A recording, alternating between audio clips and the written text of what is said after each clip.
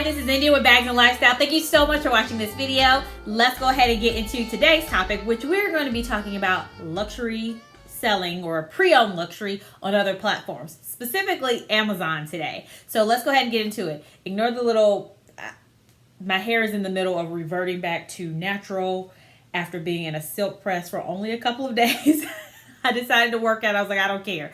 And it's flipping, it's doing a little doodad back here. I don't know. It's figuring out which direction it wants to go. But anyway, let's go ahead and get into today's topic. So like I said, we're going to be talking about luxury on Amazon. So I wrote down a few notes and then I wanted to give my opinion, and I also want to get yours. So make sure you leave those in the comments down below. So I read an article which was featured in Women's Wear Daily, which I'll leave that article down below. So the title of it said, Louis Vuitton, Chanel, Hermes bags hit Amazon through secondhand distributor. So when I initially saw that and found out the news that Amazon was going to be selling pre-owned luxury goods, I thought, I don't know about this, because I've actually seen them pop up on Walmart's website, which I am planning to do a video about. So if that is interesting, thumbs up this video so I know that you want to see that. So anyway, so some notes that I made about that article. Amazon entered a partnership with What Goes Around Comes Around. So What Goes Around Comes Around, if you have not heard of them, is they have a lot of brick and mortar stores. I don't know how many exactly, but I definitely know they have some on the northeast side of the country, and I think there is one located on the west coast too. I think in California, if I'm not mistaken. But they are a well-established pre-owned luxury consignment store as well. So just making more notes about what I wrote when I read the article. According to What Women's Wear Daily, Amazon has reached out to those luxury brands, and as you can imagine, they have declined. I can give you 1,000,001 reasons why I anticipate they would want to decline selling directly on Amazon. I think it makes sense with wanting to sell through Amazon and kind of what that does to the brand. So I can see why, from a business aspect, from a prestige aspect, a perception, all of those things, why they would decline that. It goes on to say, so resale startups such as The Real have also declined as well. So I did make that note. According to Women's Wear Daily, Amazon has reached out to The Real, which has their own platform. They have their own website where you can go directly to the website and purchase. And I can see business cases for why they would want to decline as well. So they also have declined, which was interesting, since it would kind of work against their business model, I feel like, especially with What Goes Around Comes Around. Like, why sell elsewhere when I can go directly to your website?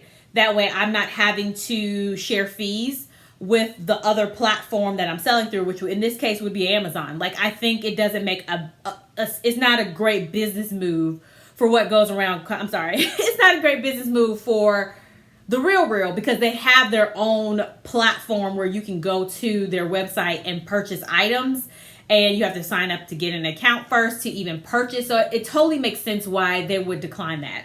So that makes sense. So I just wanted to mention that too, since that was mentioned in the article, and my lighting is not wanting to cooperate with us today. Come on, girl. That's yellow. There we go. Thank you. Thank you, light. Okay, so I did want to mention that What Goes Around Comes Around is fighting a lawsuit with Chanel currently. So this could be a factor in the reason they are expanding to Amazon. Let me not hit it with my foot again so we don't mess it up. Let me see. What other notes did I make here? I also think from another note that I made when I did read the fact that they said that they've reached out to resale startups such as like The Real to sell on Amazon is The Real hires their own staff. They have their own website. So if you can imagine being a person who would sell on Amazon too. So you have this staff that has their kind of in their own ecosystem, being in their own website to purchase items from. And if you have worked with The Real or purchased something from them, you know that you can message them, you can text them, you're emailing them, and you're emailing them directly. So it's within their own ecosystem because you're using their website. And adding another platform also overstretches your staff.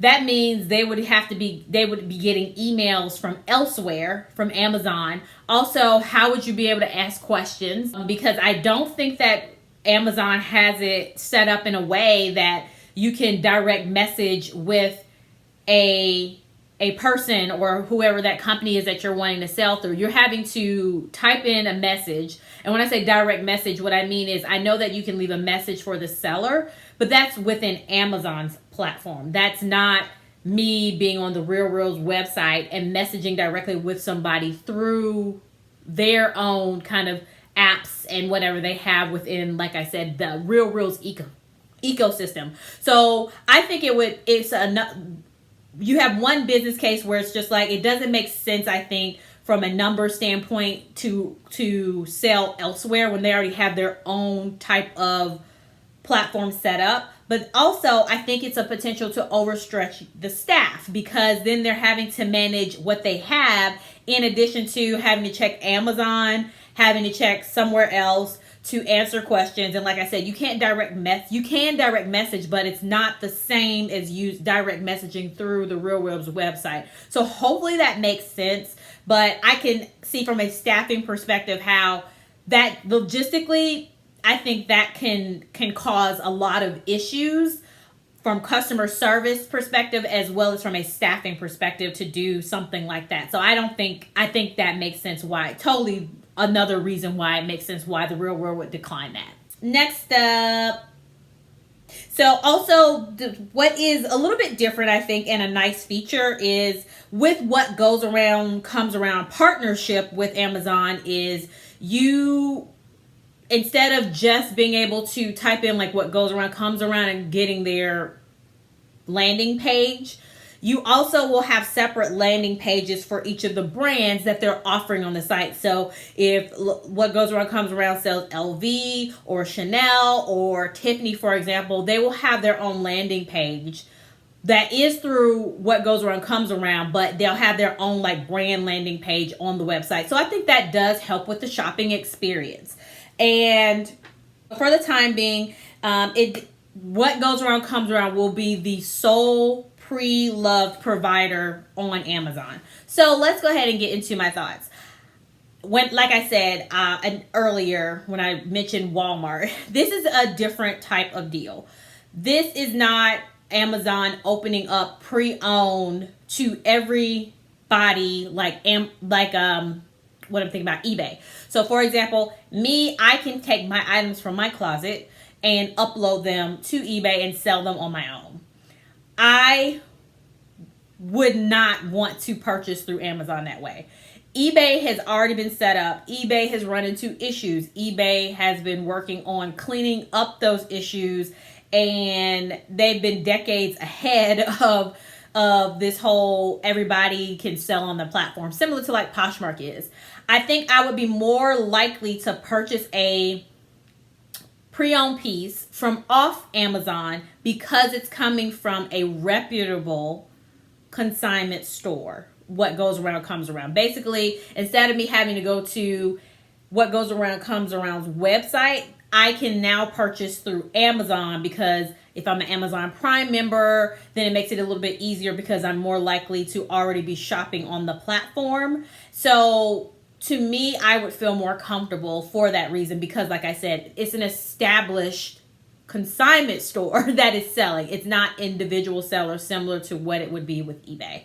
But if it was the opposite, if they were setting it up like eBay or like, for example, like Poshmark, I would be a little bit more leery about that, just because they're later in the game with this, and I already have my established companies like eBay. I have certain things that I will purchase on eBay and certain things that I will not. I have things that I will purchase on Poshmark and other things that I will not. But I think they have they have to build a reputation, and it's not there for luxury goods.